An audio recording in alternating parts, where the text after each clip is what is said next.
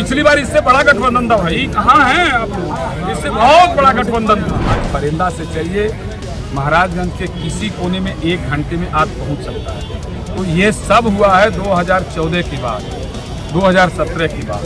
जितने लोग समर्थन दे रहे हैं ये हर समय सब लोग विपक्ष में रहे हैं, अपने अपने प्रत्याशियों को गठबंधन को पिछली बार भी जिताते रहे।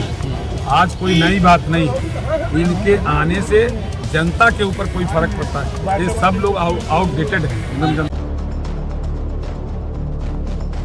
नमस्कार, हिंदी नेटवर्क देख रहे हैं आप। मैं हूं आपके साथ वैभव सिंह। परिंदा में योगी आदित्यनाथ की जनसभा थी, तमाम समर्थक मौजूद थे भारतीय जनता पार्टी के, और इस सिलसिले में हमारे साथ बातचीत करने के लिए पूर्व विधायक बजरंग बहादुर सिंह मौजूद हैं। पहले तो सर बहुत स्वागत है आपका। ये बताइए कि आज योगी आदित्यनाथ जी की जनसभा थी महाराजगंज जिले में, किस प्रकार से कार्यकर्ताओं में उत्साह है और क्या कहना चाहेंगे आप? ये भीड़ बता रही है और जोश बता रही है, और मुख्यमंत्री जी मंच पर चढ़े हैं और तालियों की गड़गड़ाहट और जयकारा इस बात का संदेश दे रहा था कि भारतीय जनता पार्टी प्रचंड बहुमत से जीतने जा रही है। पंकज चौधरी 7वीं बार सांसद होंगे।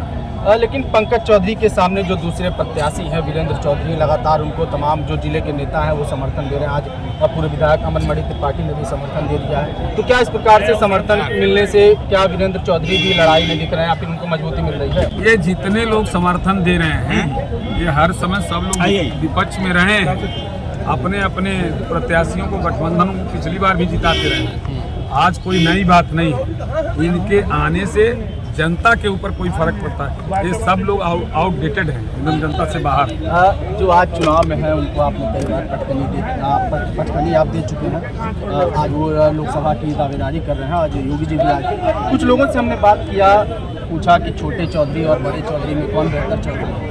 महिलाएं थी, गांव की महिलाएं थी, समझने में उनको दिक्कत थी। उन्होंने कहा कोई चौधरी तो बहुत बेहतर नहीं है, लेकिन एक नेता बेहतर है, उनका नाम है बजरंग बहादुर सिंह। तो आज भी बजरंग बहादुर सिंह को लोग जो है महिलाएं लाइक कर रही हैं, गांव के लोग लाइक कर रहे हैं। तो आपका क्या रोल हो रहा है इस चुनाव में? मेरा रोल एकदम स्पष्ट है भाई।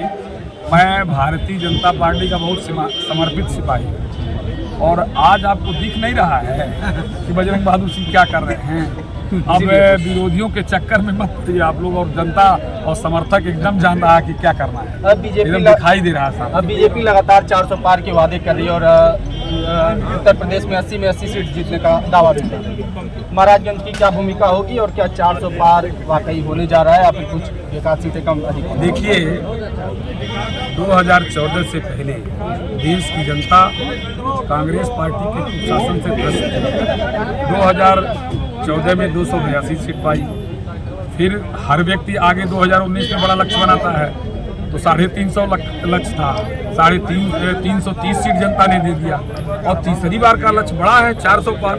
अब जनता 410 देने जा रही, तो उसमें हमारा तीसरी बार चुनौती भी शायद बड़ी दिख रही है, क्योंकि इस तरीके से कभी गठबंधन एक होकर नहीं लड़ा जहाँ एक। अरे पिछली बार इससे बड़ा गठबंधन था भाई, कहाँ हैं आप लोग? इससे बहुत बड़ा गठबंधन था। लेकिन और देखिए, फरीदा विधानसभा में जब सारे समीकरण हमारे विरोध में थे तब 150 से जीत हुई थी, और जो मतदाता आज कह रहे हैं हमारे साथ है वो दूना गति से मतदाता उनके साथ था।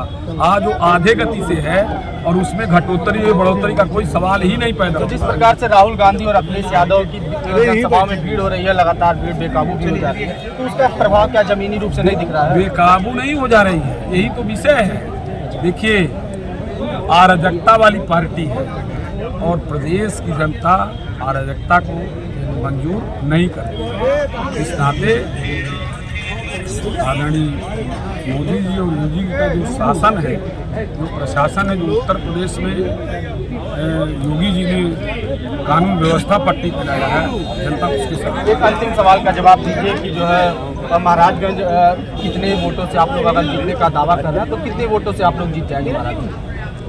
देखिए, क्योंकि पिछली बार छोटा सा सवाल हट कर दें, क्योंकि लगातार मंचों से इस बात की 11 लाख पार के वादे दावे बीजेपी के लोग कर रहे हैं। देखिए, मैं उससे नकारता नहीं हूँ, लेकिन मैं दावे के साथ कह सकता हूँ जो पिछली जीत हुई थी उस जीत से लाखों और आगे गए। अब मुद्दे इस चुनाव में क्या हावी हैं?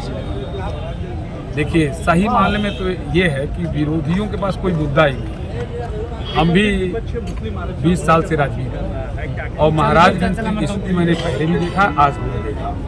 महाराजगंज आज फरेंदा से चलिए महाराजगंज के किसी कोने में 1 घंटे में आग पहुंच सकता है।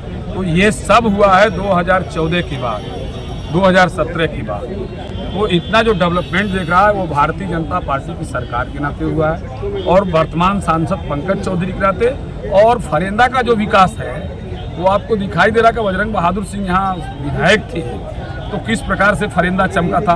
आज फरेंदा नगर 4 लेन की सड़कों से आच्छादित है। तो आप समझिए इसमें उत्तर प्रदेश सरकार की कितनी भागीदारी है, कितनी देन है। और मैं दावे के साथ कह सकता हूँ मेडिकल कॉलेज बन रहा है, रेलवे लाइन से जुड़ रहा है, बहुत सारे बड़े बड़े कल कारखाने गोरखपुर भीड़ा में जैसे नोएडा उधर विकसित है वैसे गोरखपुर ये पूरा क्षेत्र विकसित हो रहा है। चलिए, हमसे बात करने के लिए धन्यवाद। तो ये थे हमारे साथ भाजपा के पूर्व विधायक बजरंग बहादुर सिंह। जिले के तमाम मुद्दों पर इनसे बात हुई और विधायक जी ने सभी सवालों का बड़े बेबाकी से जवाब भी दिया। साथ ही साथ ये भी दावा कर रहे हैं कि इस बार भी पंकज चौधरी लगातार 7वीं बार महाराजगंज जिले से सांसद के रूप में चुनकर आएंगे और बड़ी संख्या में इस जिले की जनता उनके साथ फिर एक बार भरोसा जताने वाली है। ऐसी तमाम अन्य खबरों के लिए हमारे साथ बने रहें और देखते रहें हिंदी नेटवर्क। धन्यवाद।